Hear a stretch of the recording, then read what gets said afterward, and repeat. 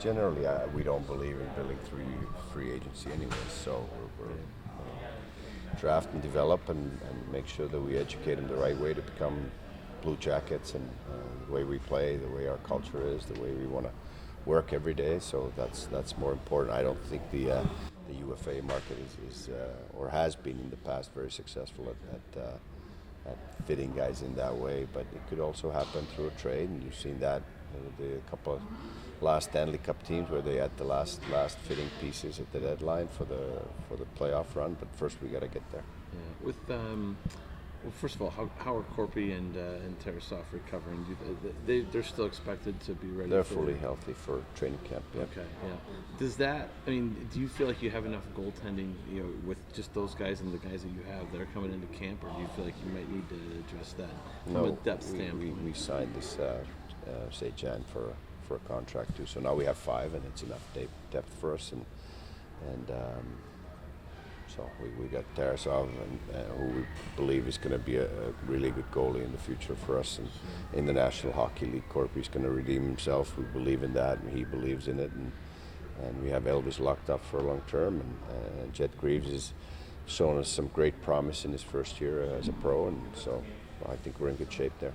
How nice is it to just have Marchenko here after this long, It's great, but I've never been worried about guys taking a little longer there because it's obviously a good league and it prepares guys well. We talked about the same thing before Gavrikov finally got here, and we're pretty happy that he's here.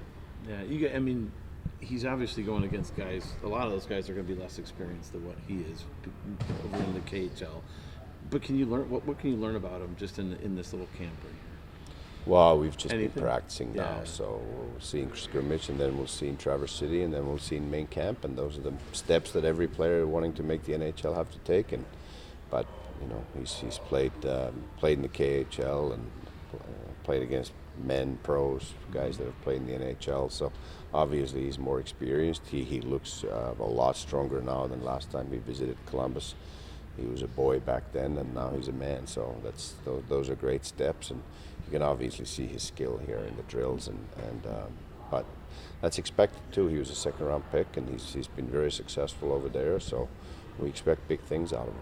How nice is it that he's going to be here for the summer? He's decided to stay. Yeah, it's good. I think even from training point of view, he's going to train with our people, and we get our hands on his program and get to monitor his development the whole summer from now on. So I think it's great. Speaking of experience, this is a huge step for a kid like James Fisher to be coming out of high school and then be at this camp.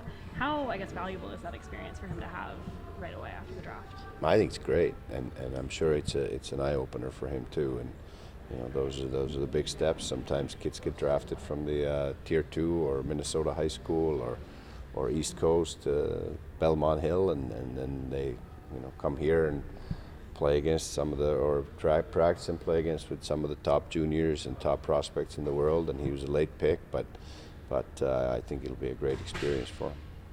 What do you like about him? When you thought about that draft, he's got a lot of good size, obviously. You need to talk to our New England scout about him more than talking to me. But you can see he's very strong. He's well built and good skater. And so we're excited that he was still there in the 7th round.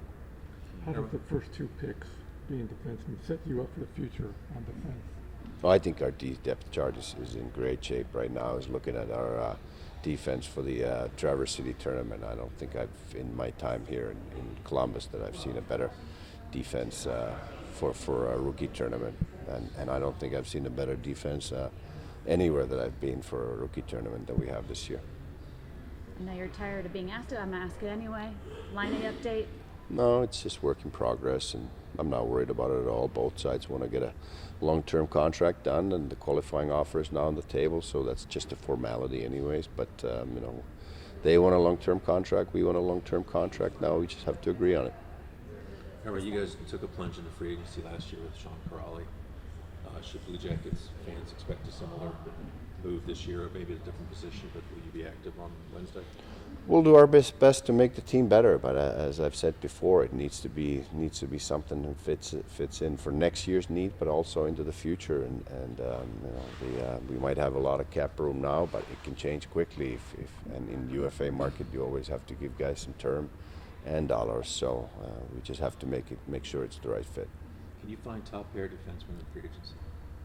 Not too often. I mean, they get locked up pretty quickly with their own teams.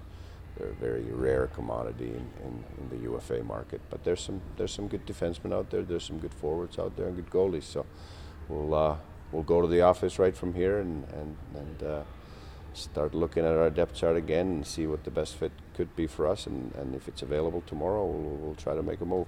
You plan to be active as last year, or Always active, but it doesn't always produce results. But we'll do our best for sure to make the team better.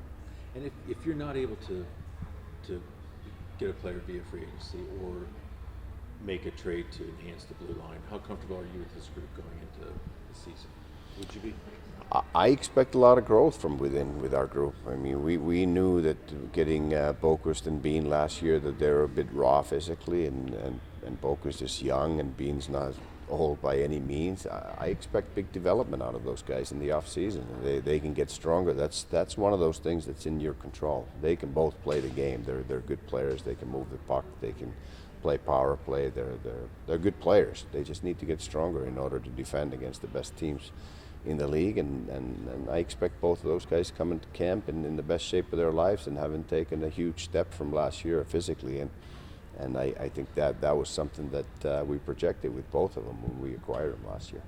Are you checking in on them throughout the summer, or you just sort of put it in their hands? Yeah, Kevin Collins is regularly in touch with them and knows where they're at with their program and knows about their progress, and we'll see when we get them tested in the training camp. You're coming off the first live draft in a couple of years, where you guys were able to, as managers, talk to each other and things. Do you think that will, affect the trade market, going into free agency more than the last couple of years, or not so much? No, I mean, like I said there, the conversations are still mainly done on phone because there's the draft floor. There's 1,000 people there, and yeah, you connect with some people there face to face, and you have those conversations. But most of them we'll have on the phone.